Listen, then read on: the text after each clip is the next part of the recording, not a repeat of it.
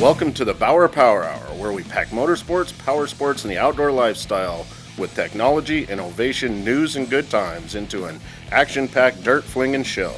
Hosted by the one and only Charlene Bauer, who's been serving the off-road industry for over 20 years. Time to throw the green flag and get ready for another wild lineup. Hello fellow off-roaders, I'm Charlene Bauer and welcome to Bauer Power Hour, where we have another stacked guest list. And I'm even going to be throwing in some four-stroke noises. Who doesn't love that sound? Today's show is presented by Kicker Audio, Discount Tire, and BFGoodrich Tires. And today's guests are Joe Gross from Kicker Audio, Ultra 4 racer Loren Healy, and I'll be telling you about a trip to Sulcher Meadows. But first, for some breaking news. Let's start with something for all our Crandon fans to look forward to. Thanks to a new track partnership with Walker Evans Racing, the very successful business enterprise of the legend Walker Evans, fans can now enjoy watching the sport's best racers literally fly into history at the newly renamed Walker Evans Racing Legendary Launch. The Legendary Launch will take place at the Crandon International World Championship off-road races held over Labor Day weekend, September 4th through the 6th. Walker Evans has a long history of racing at the track and was a figure in bringing national media and factory attention to Crandon International Raceway. The jump is located after a fast but steep uphill climb at the exit of Crandon's Polaris Razor gravel pit turn. The extreme jump launches competitors towards the track's Calamity Corner and the Amsoil finish line.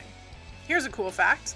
The Walker Evans Legendary Launch all-time distance record was set in June 1996 by Jed Flannery, who sailed his Chevy truck 165.4 feet, just over half the length of a regulation football field.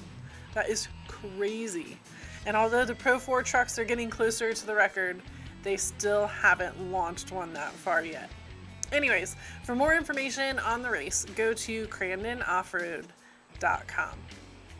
Royal Purple announced the Royal Purple Treatment Sweepstakes, offering enthusiasts the opportunity to win an all-expenses-paid trip to Las Vegas, Nevada to attend the 2015 SEMA show, November 3rd through 6th. Winners will be a guest of Royal Purple and have VIP access to the Red Bull Global Rallycross Championship on November 4th. You can enter the sweepstakes from July 24th through September 30th by completing an online entry at gettheroyaltreatment.com. The first 500 fans will also be entered to win a $10 Visa gift card by posting a receipt for Purple Haze products that's over $50. All contestants are also eligible to instantly win a variety of Royal Purple branded merchandise, including t-shirts, backpacks, hats, and more. A winner will be chosen at random after the entry period closes.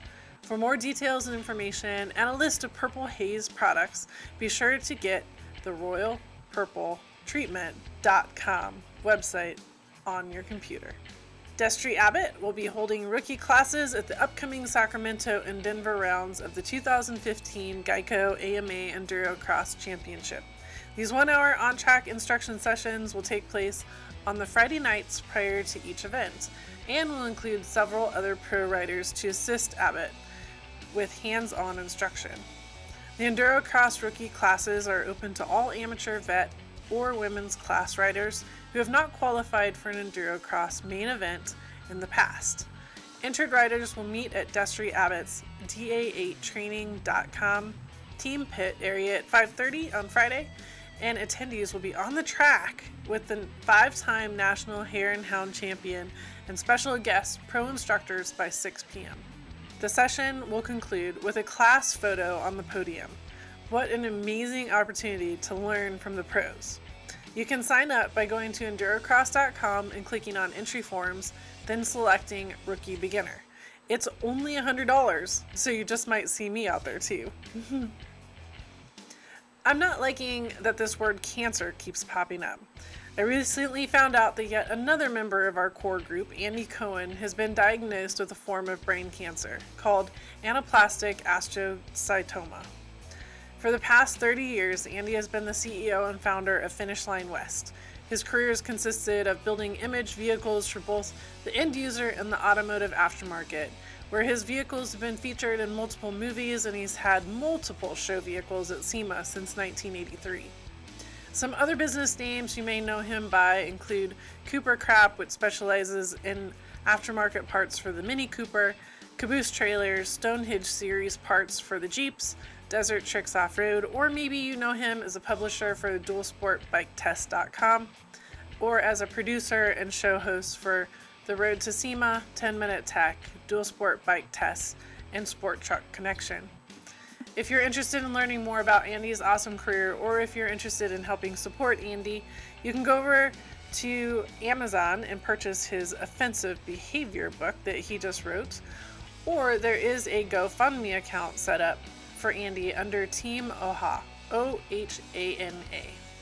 Ugh, I hate cancer, you guys. We just need to stop all this.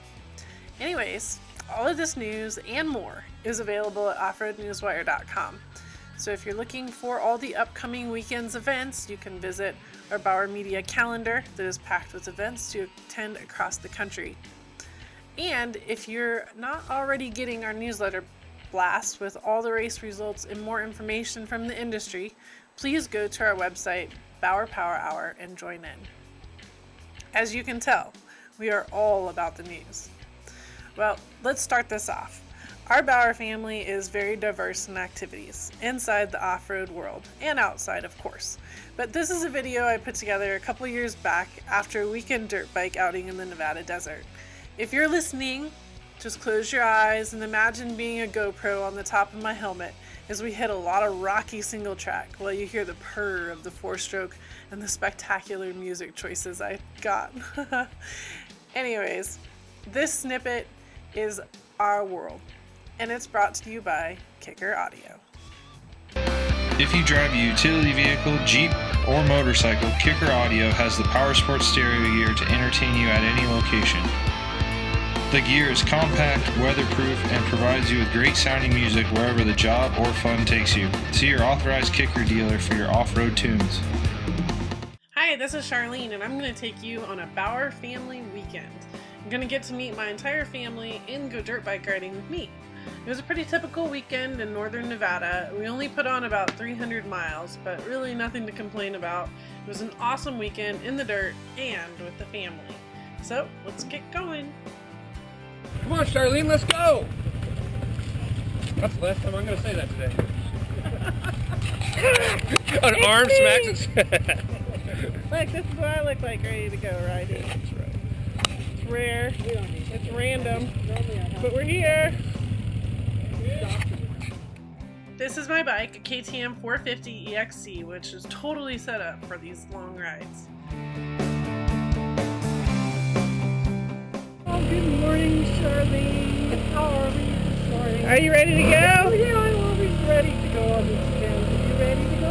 Yeah, so what's your job? My job is to chase fans, to make sure that all your clothes get out to Meadows. Woo! And your gas cans. This is Dad. Hi, Dad. Wow. Hey, good morning, everybody. Looking for a good ride. So this is my pick for you. Hi, Brent. This is me in riding gear. I feel like The Hulk. Miss Hulk. Sweet, look at that. I don't even know how to get my leg over. Okay, we're getting ready to go. Pretty nervous. Haven't ridden it in almost 2 years, at least on this group of guys.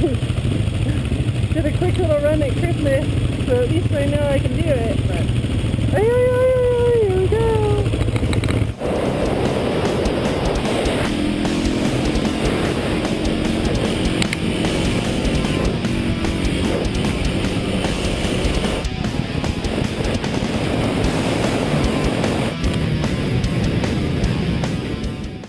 Across the Black Rock Desert right here, which is where Burning Man is held. In the vans is my mom and the wives Sherry and Marty, and in addition to my dad and brother riding, it's also Dave, John, Kevin, Scott, and Tim.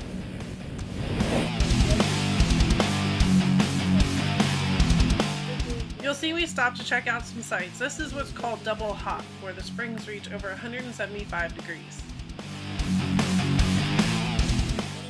Time to mount the GoPro and get to riding.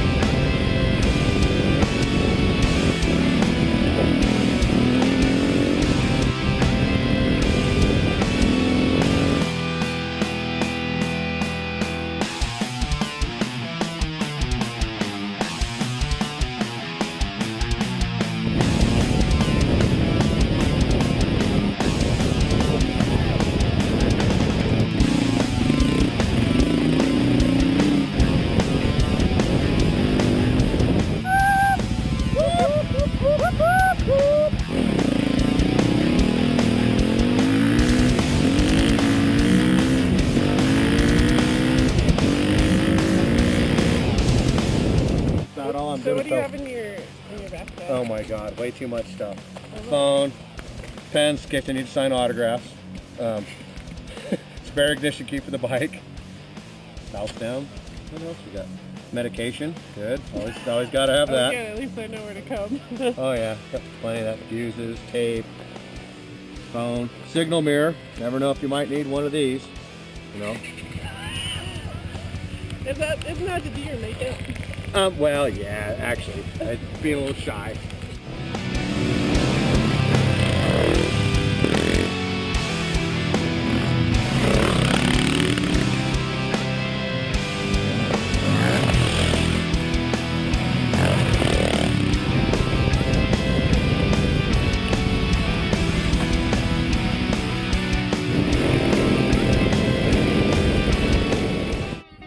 I'd like to welcome you to one of my favorite places called Soldier Meadows, owned by wonderful family friends Jim and Kathy. There's no electricity out here other than generators and no real service for over 62 miles of county road back to Gerlach, Nevada, which, by the way, is a beautiful drive that you can travel in a truck or SUV to come out and check this out yourself. The history here is very rich, starting when John Fremont camped on New Year's Eve of 1843. Jesse Applegate set out from Oregon and reached Soldier Meadows on July 11, 1846, forming what's now known as the Lassen Applegate Trail that was used through the 1860s and passed through the Black Rock Desert, which we'll actually go ride on here in a little bit. In 1865, Camp McGeary was established as a U.S. Army winter camp at the location of the current ranch headquarters, which is now Jim and Kathy's home. His purpose was to protect traveling pioneers and freight wagon trains from Indian attack. After that was abandoned in 1871, it was formed into a cattle ranch, and although there have been many different owners, it maintains its hospitality of a cowboy ranch camp for all of us to stay. You can find out a lot more about Soldier Meadows at soldiermeadows.com. So this is Soldier Meadows. Welcome. And we're, look at this. I mean, this is the way it works around all the people that we hang out with. Keep it.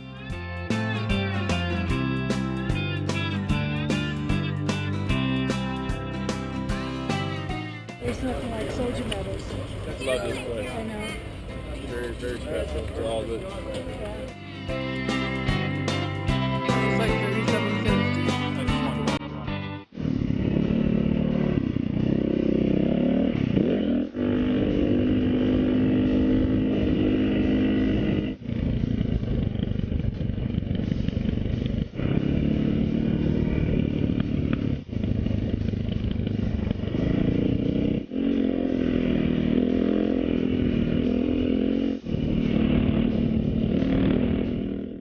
We saw a lot of hunters and fishermen out this weekend, and it's always fun to see what they got.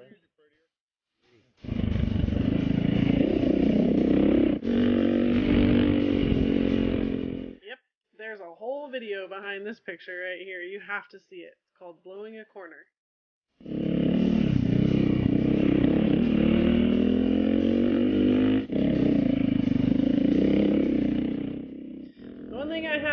riding with all these guys is you never judge the gray hairs because you know they've been riding a long time.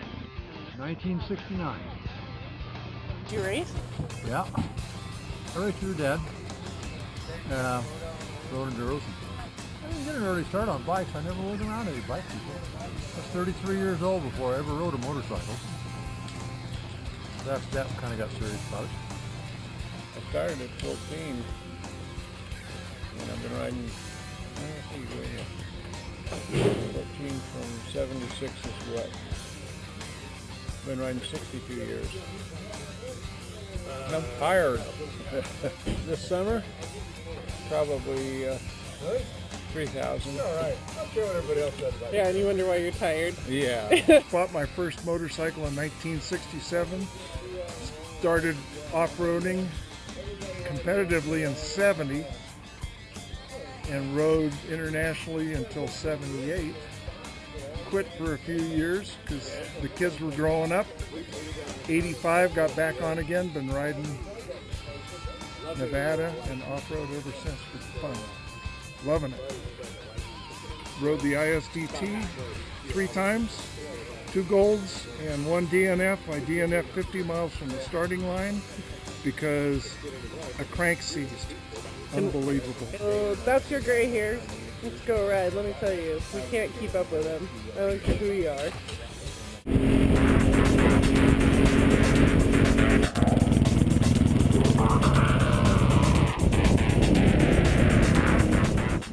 On Sunday morning, we went through High Rock Canyon where there are old Indian caves, petroglyphs, and true wagon wheel tracks.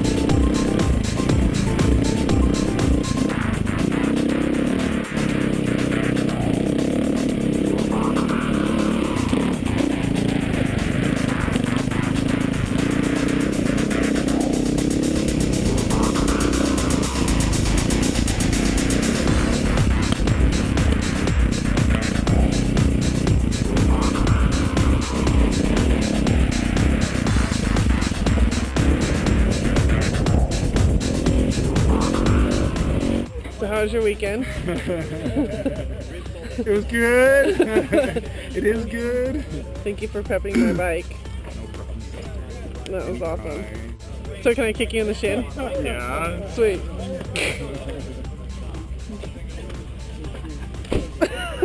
As long as you don't cup check me.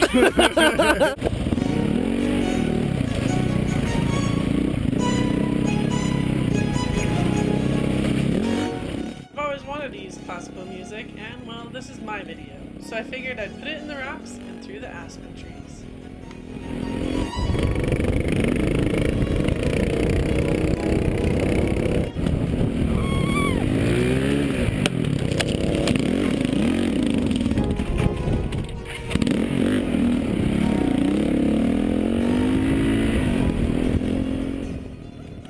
Oh yeah, and my one get off too.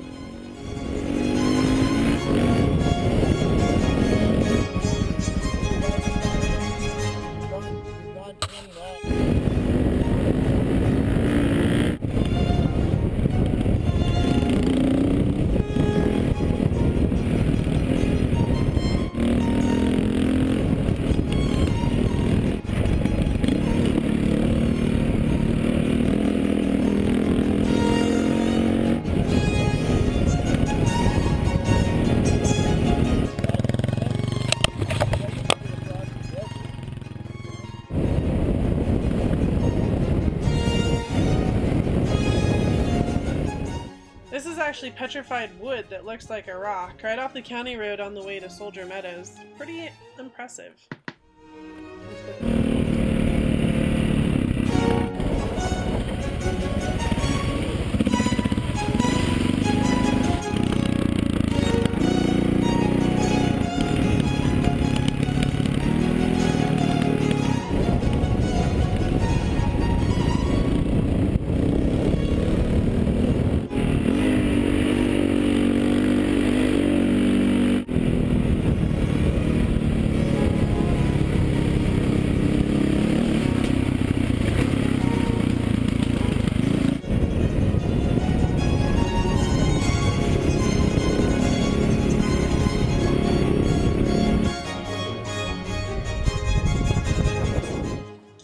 After a quick thunder and lightning storm, it's time to load up.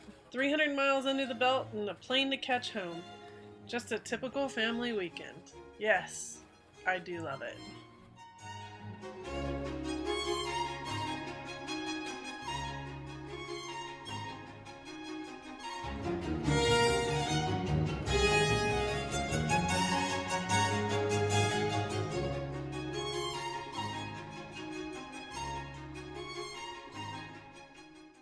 Oh yeah, do you like my helmet hair?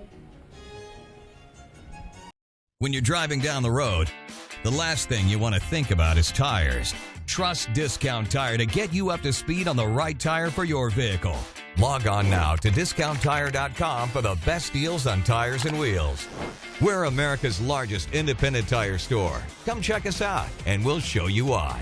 And remember, if ever you're not satisfied with one of our tires, please feel free to bring it back.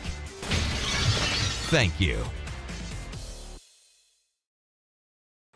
You all know we're a fan of Kicker and Livin' Loud, so we're excited to have Joe Gross with us tonight to tell us more about why their products are so awesome. Hi Joe, how are you doing tonight?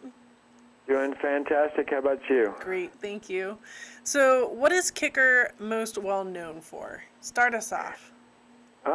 Well, I mean, besides our pepperoni pizza, I mean, I think for the last 42 years, most people know Kicker, besides Livin' Loud, for our subwoofers, full-range speakers, and amplifiers. They're sold 50 countries worldwide by over 5,000 independent retailers. Wow, 50 countries worldwide. That's amazing. That's like a width of everything, right? You guys touch almost every vehicle. We try to. So how did the company start? Well, in 1973, our president and founder, Steve Irby, was kind of a hobbyist, had a little band, Christian rock band, and through a need of having some audio equipment that he had for the band get wet, he had to basically repair a speaker. And long story short, he started building some professional audio speakers, which rolled into the 80s, which the oil boom happened in Oklahoma, and had a lot of interest in putting audio in cars. He was being approached by different people, and he built a box that would sit behind the seat of a truck that would connect to the factory radio, and it was very efficient, and you could actually kind of feel the bass through the seat, and thus the name Kicker was born. And the rest is kind of history. 42 years, 25 million customers later. Kicker Audio still in Stillwater, Oklahoma. So do you guys, he wasn't necessarily trying to fill a niche at the time. He didn't really know what he was filling, right? It all just kind of happened by accident? Yeah, I mean, it was this friend of his, they were in the oil field, and they had several trucks that they'd purchased, and these guys lived in the trucks, literally. And the deal was is that they really wanted to have some nice music. So he was just kind of filling a need. He thought, in all honesty, and Steve will probably kill me if he hears me say this, but he thought car audio was a little silly. But, you know, today we have 700 SKUs of car audio, and but he's still very passionate about live music, performance music, and pro audio as well, even though we don't manufacture anything like that. So you got out of the pro audio part and just in the car audio? That's exactly right. Steve was actually in the pro sound business early on with Stillwater Designs and Audio, right. But in the 80s everything moved purely to car audio and remains the same today. We do have a separate division in personal audio, which we make docking stations, earbuds, and headphones that I personally think sound pretty darn good too. Oh, very cool. Very cool. So you guys have the new VSS, Vehicle Specific Solutions. Explain yes, to me what this is. Well, you know, cars in the 70s and 80s and even in the early 90s, cars were pretty easy to work on. First thing you did when you brought a car into a stereo shop, if you were an enthusiast or just wanted to improve the sound of the car, first thing you did was pop the radio out because it was just an AM/FM radio or an 8-track or a cassette deck, and people wanted CD players. Mm-hmm. Well, today, the technology, as we know, in all vehicles is just, it's ballooned. Onboard computers, the radios in most cars manufactured today can't even be removed. But they fill the needs of 99% of the customers. They have Bluetooth pairing, Bluetooth streaming, touchscreen controls, built-in navigation. So the infotainment or the center stack controls of the car typically are they make the customer very happy, but it's still about the sound quality. What VSS has done is we've developed, it's about the sound. The factory radios can not be removed anymore. So we've spent hundreds of hours per vehicle developing a true plug-and-play solution or connector-to-connector. In the old days, if you wanted a nice system that had great sound quality and staging and imaging, it required a lot of amplifiers and processors, equalizers, crossovers, a lot of wiring, custom fabrication, and your vehicle would be in the shop anywhere from a day to sometimes 2 weeks. Yeah, I remember that. Yeah. All the wires everywhere, not knowing what goes to what. Exactly.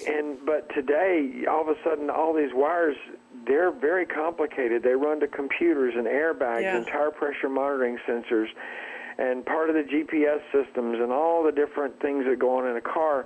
So we've developed, we started with the fundamental of a 400 million instruction per second DSP computer. What? And we embedded that into a 4-channel amplifier. Okay. Then designed vehicle-specific harnessing that allows you to connect it to the radio, connect it to the amplifier. It connects to your factory speakers. Okay. But what it does is it takes and it converts that signal from that really cool radio you have in the car, and it turns it into digital. We equalize it, we time delay it, we cross over it, and we do all of that geeky stuff to it to make the sound amazing. And then it goes out to a 4-channel 50x4 amplifier and sends a signal out to another piece called a subwoofer. And everybody wants to add bass. I mean, you think about all the people that have home theaters, you've got a subwoofer there. Why would you not want one in your car? Right. So, and everything is manufactured to true OEM standards. All the testing, the wire, the chemical composition, electromagnetic interference testing is done. Rust corrosion, dust intrusion, you name it, it all meets the OEM standards. Even the molded enclosure that's designed specifically for that vehicle that bolts into factory mounting points has a UV inhibitor built, it's coated in it, so that we can offer a 3-year, 36,000-mile warranty with every system. The coolest part? Cool. It installs in less than 2 hours. Everything remains exactly the same in the vehicle as it did before as far as all your functionality and controls. It just now sounds like an amazing high-end aftermarket system. Never cut a wire, never drill a hole.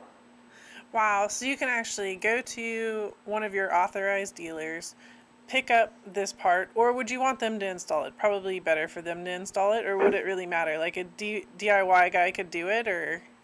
If a guy had a pretty, as Spicoli would say, if he's got a gnarly set of tools and knows how to use them, I think a guy that really knew his way around the shop could probably put it in. But most consumers are going to choose to let the specialist install it, kind of like that lift kit that he just put on, or that front bumper or winch that he just put on his brand new JK. Fair.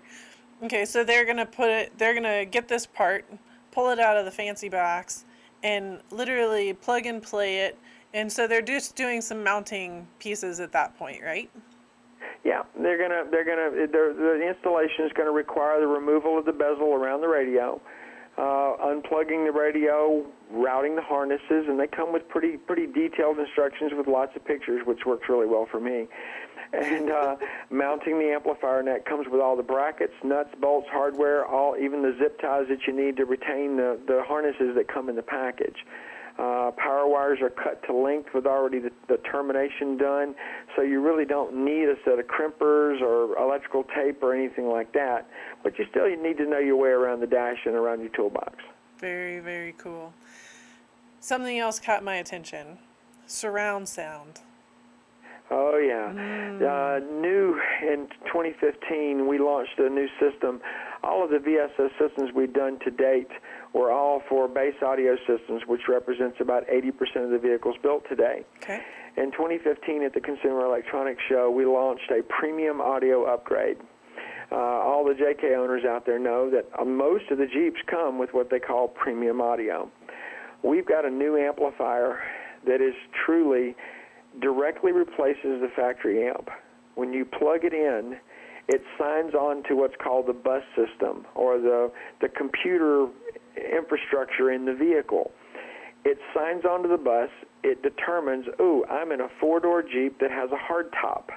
It knows if it's in a 2-door or a 4-door, if it's a hard top or a soft top, and automatically loads the proper software. While driving down the road, you can use the factory volume controls on the steering wheel of the JK, and you can literally go up, up, down, down with the volume controls, and it'll automatically switch the software to give you full audio surround. But let's say you're on a camping trip and you want to pop a movie in that MyGig player that's in the dash and watch a movie. It'll sense that it's in DVD mode, and it'll automatically send the audio system into full video surround. So it's like having your own drive-in theater in your 4-door or 2-door JK. Oh, that is so cool. That's so fun. Computers nowadays can do so many things. How have you guys had to change your entire business to be part of this computer age and these vehicles that have all of these technology pieces to them? You know, we were becoming truly the number one selling brand of subwoofers and full-range speakers in the world. We realized that we've had millions of customers that have grown up with our brand. And our customer that is so loyal to Kicker today is not just 16, but he may be 36, 46, or even 56 years old because of 42 years in business. Fair. So in 2002, we made the decision as a company to get into the OEM business, or start to manufacture products for the automakers. And today we ship products to Ford, General Motors, Chrysler Corporation, our FCA, Subaru, and are the performance audio manufacturers for even Shelby. With all of these things we've learned with this, we've learned about the new cars. In fact, in some cases, we know about new cars 1 to 2 years before they ever hit the market.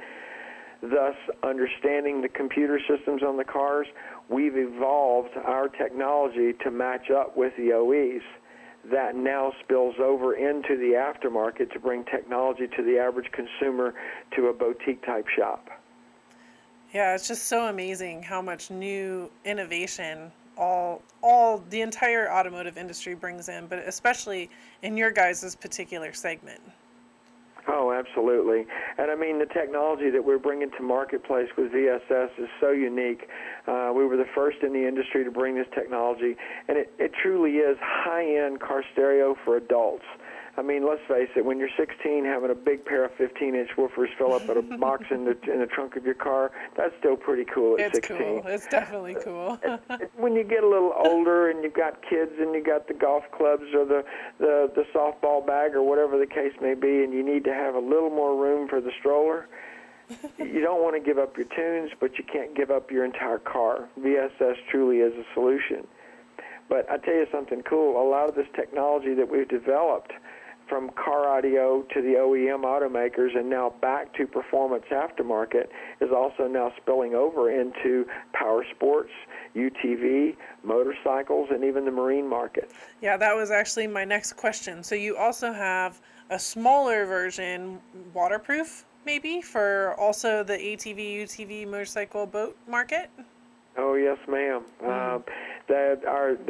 My counterpart in the marine and UTV market has unbelievable product as far as sound quality, that not only are the speakers designed to be waterproof, they're not just a car speaker with a different grill. These are speakers designed from the ground up that are truly waterproof products that are designed to sound good in boats, in UTVs, and on motorcycles. And thus, this is an outdoor environment. So the acoustic properties of the speaker at 70 miles an hour on a motorcycle are obviously much different than 70 miles an hour in a car. And these products are phenomenal, and they're also very lightweight, and we even have some really cool ones that have built-in LED lighting so that you can match the color of the interior of your boat or UTV, or even supply the lighting for the interior of your boat, UTV, or ATV. I think that's really interesting. Let's go back to this technology again for a second. So you're going 70 miles an hour in the dunes, maybe not that fast, but let's just say we're that cool, right? And Absolutely. we're going through the dunes, just doing our thing in our Polaris Razor, for an example. And how do you keep the sound within the body of the vehicle instead of it just whooshing out the back as you would think? Well, you can't really keep it in the vehicle, and I'm not sure that you'd want to, because then you'd lose that feeling of the wind through your hair at 70 miles an hour in the dunes.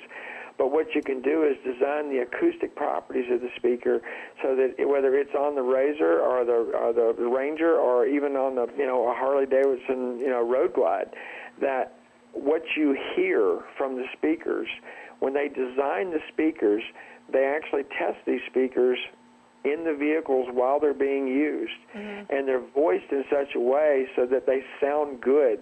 So sitting still, sometimes they may seem a little bright, but at 70 miles an hour, let's say, they're going to sound phenomenal when you're actually using them for the purpose they were intended. So it's all an acoustic design. And then, of course, the waterproof things and all comes into mechanical design and lots and lots and lots of testing. So you talk about a lot of testing. What is your guys' R&D department like? How do you go out and test these products? Our R&D department is the coolest toy store on the planet. Bob Spencer is our vice president of R&D. Great guy, been with the company for over 30 years. Very passionate about the business. When new products come to plan, there's a whole lot of paperwork, as you can imagine. Development process, design process, mechanical, electrical engineering, if where appropriate, and then prototypes are done. Testing done in field. I walked through the department the other day, and they had speakers soaking in salt water. It was obviously a marine product. They have ovens and refrigerators, and they go in vehicles. I've actually even seen a riding lawnmower with outdoor speakers mounted on them they literally left. They used it for a year to test the speakers to see how well they held up in that environment, because you just never know how your customers are going to use the products. It's really cool. I mean, some products, they great ideas can come to market as in little as 6 months, depending on complexity. But some products, like our new Q Class, they were 3 years in design phase before they came to production. So what's next on the horizon for Kicker? Is there anything that you can give us a sneak peek into? What are you guys thinking is the next big thing? The vehicle-specific solution market we're really just starting to scratch the surface of that market with the trucks and the off-road vehicles. Marine power sports continues to grow. I think a lot of the technology we're going to see is connected technology. More and more we see smartphones, everybody has one. You connect the consumer to their audio system through their smartphone device. You connect them to their car.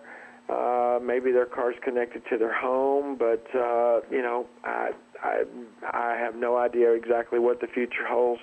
So, hold on tight, right? That might be some stuff we see on the horizon. I don't know. Yeah. Today is just making everything sound great. A lot of Bluetooth technology with all the phones and hooking that up. Is there going to be something where you bypass the radio piece and go straight to a speaker? Oh, you should have been in the booth at CES. Yeah. Our new Q Class product already has the Bluetooth capabilities where you can literally take your smartphone and talk to your stereo system and communicate with it. Tablet capabilities for functionality adjustments. For Bluetooth, and you can actually pair your phone, Bluetooth stream your audio to where theoretically you wouldn't even need a head unit if you didn't want one. Perfect. See, you're already on it, right? Yeah. We've got some pretty amazing people in our research and development department. They build some pretty cool stuff. And you mentioned how many authorized dealers you had, but how many and how can you find one? Well, at kicker.com, there's a dealer locator.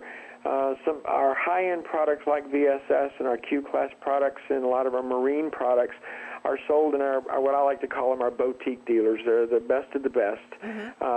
We call them our ProFit dealers. And there's, I want to say, goodness, there's got to be roughly 2,000 dealers in North America. The numbers I've seen are like 5,000 globally. But kicker.com, you go in, I think you can punch in your zip code, and it'll actually tell you where your closest authorized dealer is. Cool. Well, this is kind of a fun question, but one I ask everybody. So zip ties or duct tape?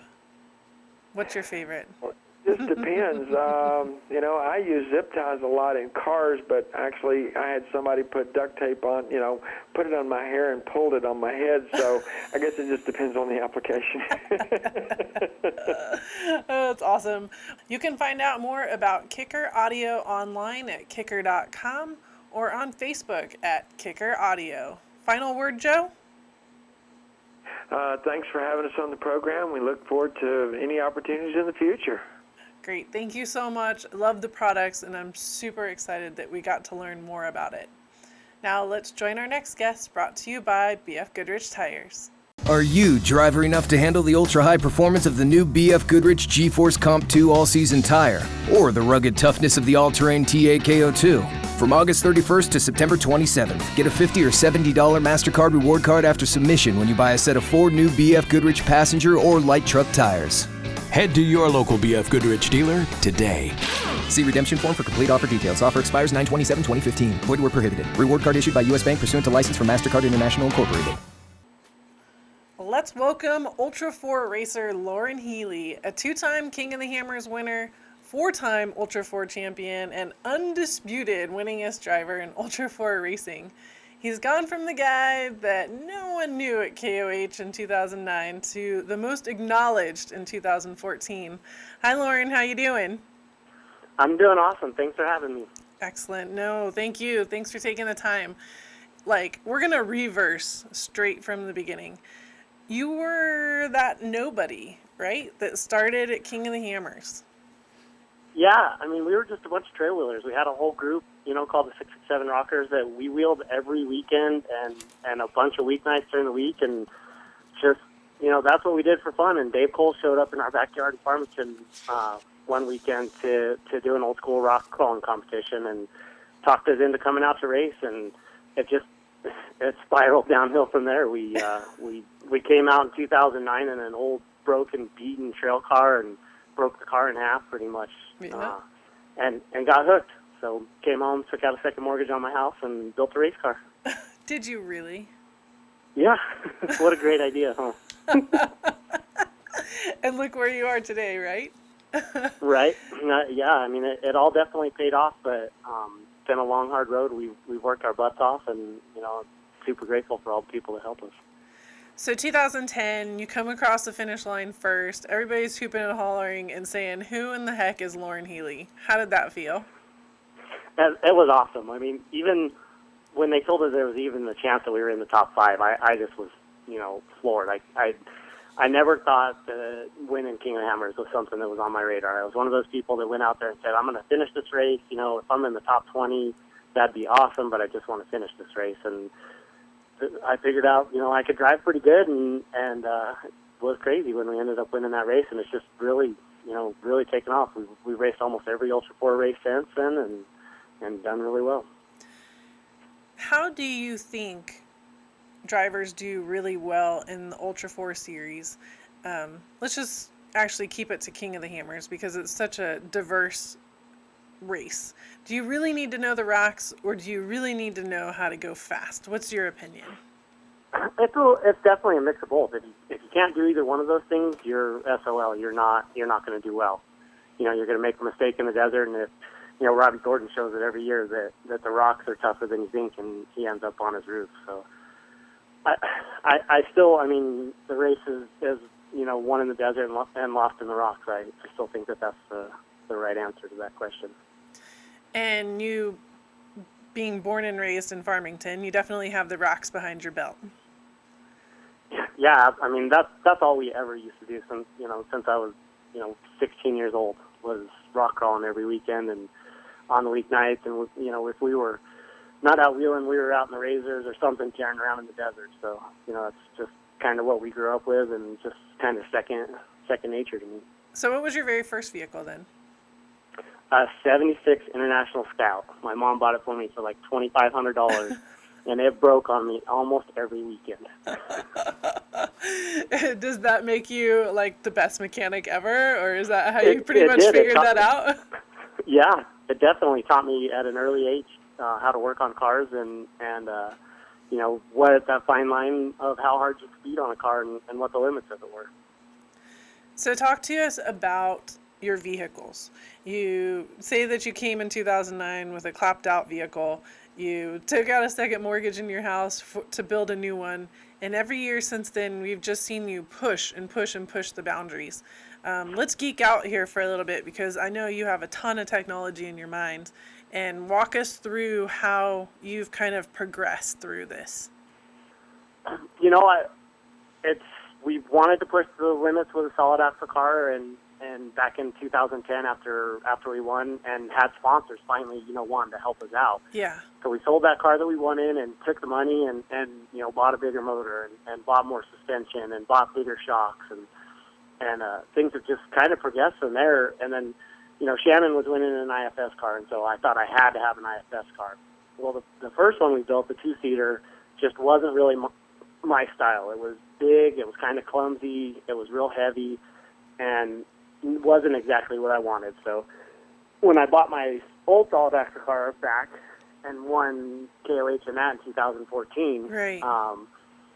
We just set this game plan for the single seater, and we did a bunch of research, and really looked at the Pro 4 technology as really what we were looking at by facing the motor forward, which nobody in Ultra 4 was really doing that, setting it next to you as kind of where your co-driver would be sitting, and balancing the weight out just right. And we really did a bunch of work with Armada Engineering to really design the front end to do what we wanted to do, and how we wanted it to work, not only on the rocks but also in the short course, because it's kind of a give and take situation there as well. Right. So, and I couldn't be happier with this new single seat that Jimmy's 4x4 built. I mean, it's just an amazing car. We had a bunch of different people involved with it and helping, in the design process and the build process, and it really has turned out great. You do all of your building and your designing and everything at Jimmy's 4x4, right? Yep. Randy was the first person to believe in me when I took out that second mortgage on my house, and we built that race car. He was the only one that was helping me and standing behind me to get me going racing. And since then, we built 5 or 6, 7 race cars since then. I can't even count them all. What, do you have like a king stall? Does he just have like a king stall set for you? Yep, pretty much. So you guys design all this stuff. You put it up on the computer screen. You say, okay, it should work like this. It should work like that. How are you testing it? How are you R&Ding it? How are you figuring it out before you actually commit to it? Everything's designed and cycled in CAD, and we learn from every car, and we get better as we build every single car. So it's definitely a lot of R&D on the computer and making sure that everything's going to work there. But it's also, kind of a hit and miss process too of trying new things. And, just because the computer says it works right, or some engineer says that it works right, that's not always necessarily what we need for what we do, because Ultra 4 is so much different than desert racing or short course racing.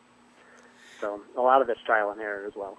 And what have been some of those battles between dealing with, the desert race technology that you're trying to bring into the Ultra 4 group?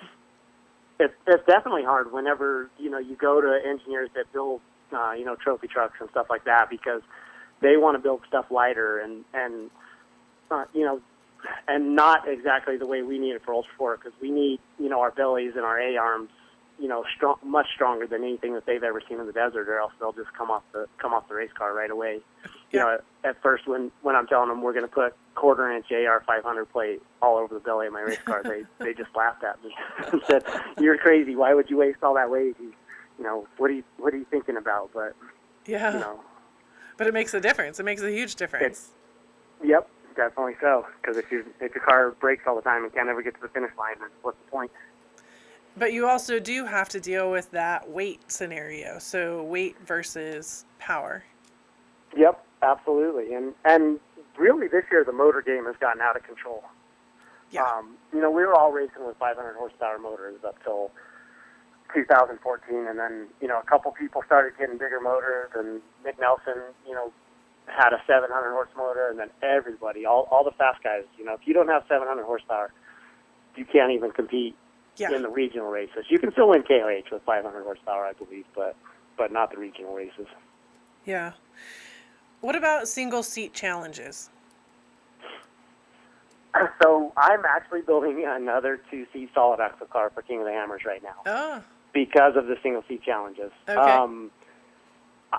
For the short course stuff, I love having a single seater. I don't want a co-driver with me because I don't want to hurt somebody, and I don't need anybody really navigating for me at that stuff. But I really want a co-driver for King of the Hammers and any of the longer desert racing stuff. It's really hard to navigate by yourself, and I ended up wrecking it about 90 miles an hour this year at KOH. So. Yeah, that was quite the video. Are you okay from all that? All was good? Yeah. I got another concussion, and have had to deal with that. But I'm trying to be more careful about that and wreck less. So. And wreck less. Always a goal on the list, right? Yep, absolutely. Talk to us about the King of the Hammers ruling or Ultra 4 ruling on having 2 cars.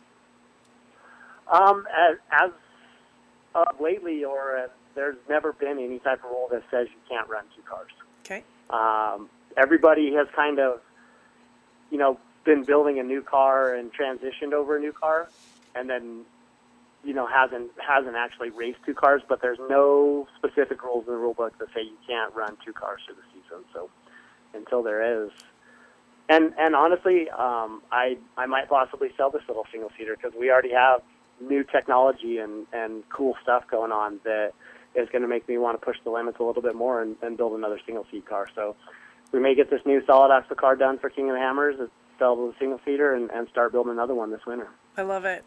You're always pushing, and I appreciate that. I think that it's something that's really awesome that your entire group is doing.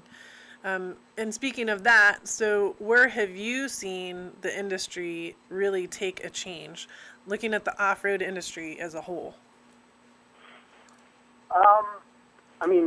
It's cool to see all the money that's coming into Ultra 4, because before we were just a bunch of broke jokes out in the desert with $30,000 rock collars, and now, there's $300,000 and $400,000 Ultra 4 cars being built right now. It just floors me. The technology and all the money that people that have more money and desert racers that have money that are getting interested in it, and it's great because it's bringing more sponsors our way as well. So it's really cool to see everything progress so quickly. But with that being said, we still have those guys that are out there racing their $50,000 car, right? They're still trying to be competitive. What do you think about this big gap in the cars? Honestly, I would like to see some sort of a pro class started.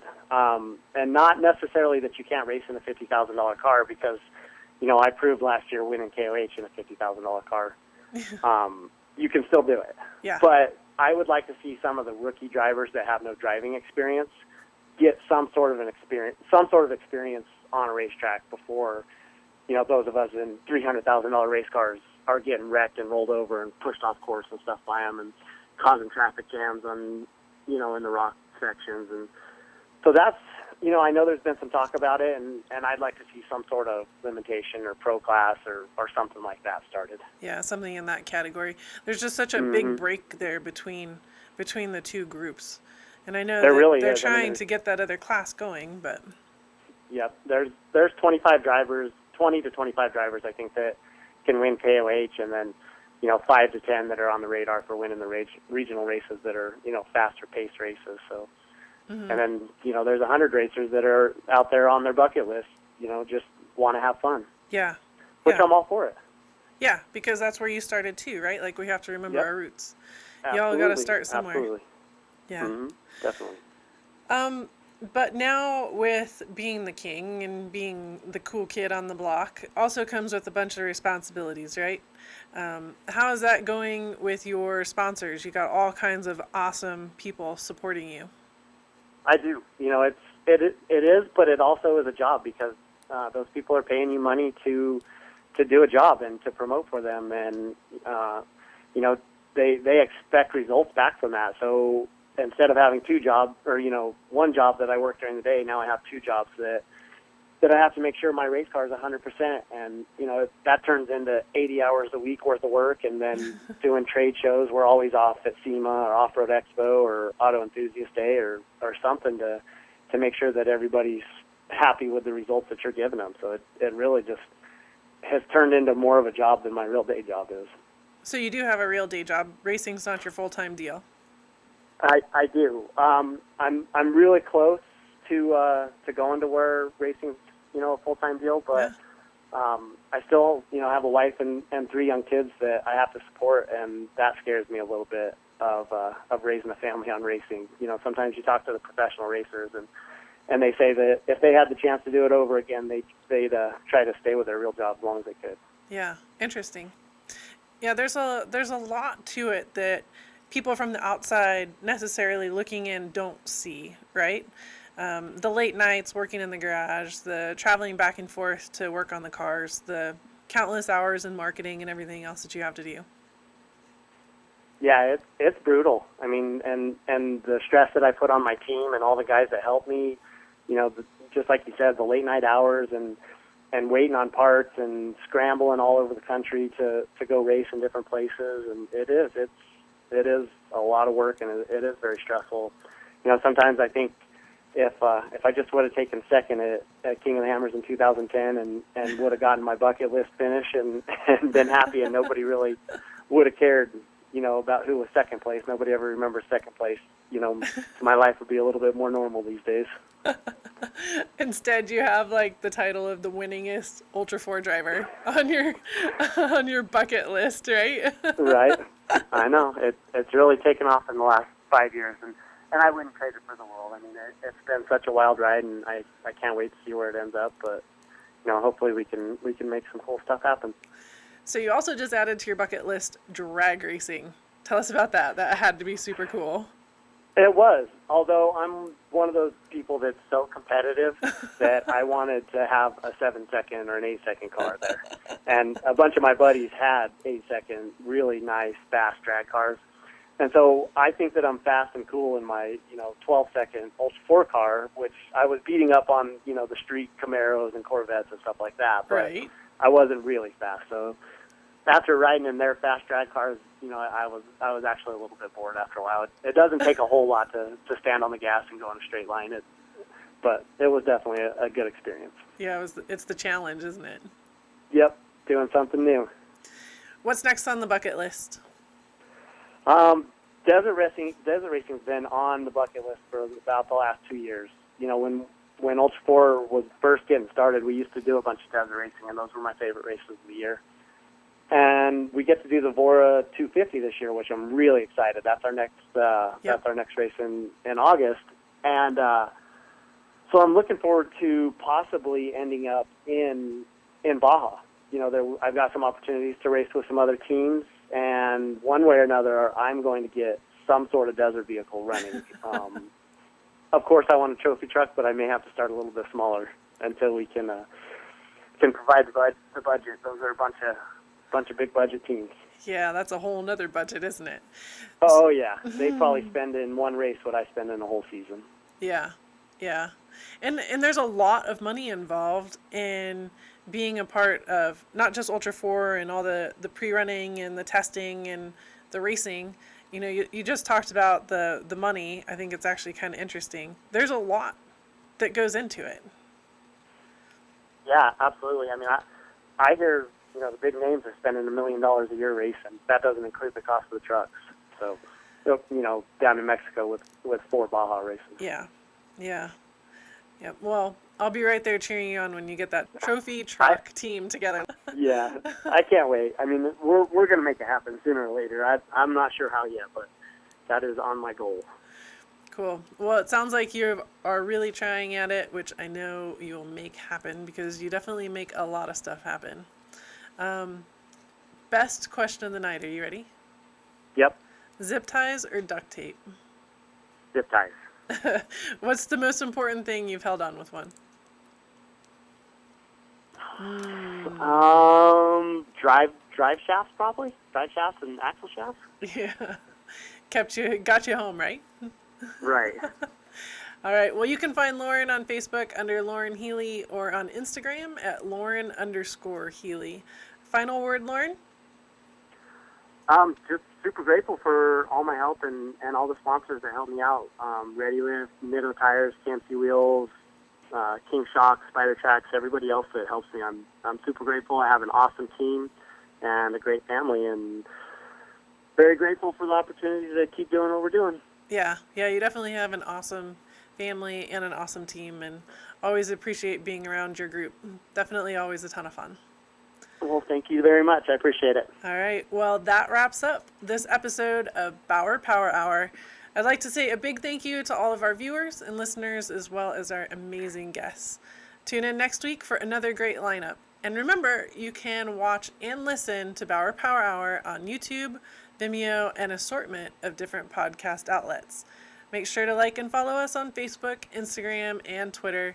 And if you'd like to get in contact with us, visit our website and click on Let's Chat to send me an email. Well, I've got to get back to work, you guys. It never ends, I swear. Until next time, have a great week in the dirt. Want to learn more about the guests on today's show? Visit www.BauerPowerHour.com for more information, photos, and videos. Follow us on Facebook, Instagram, and Twitter by searching for Bauer Power Hour Show for daily breaking news updates.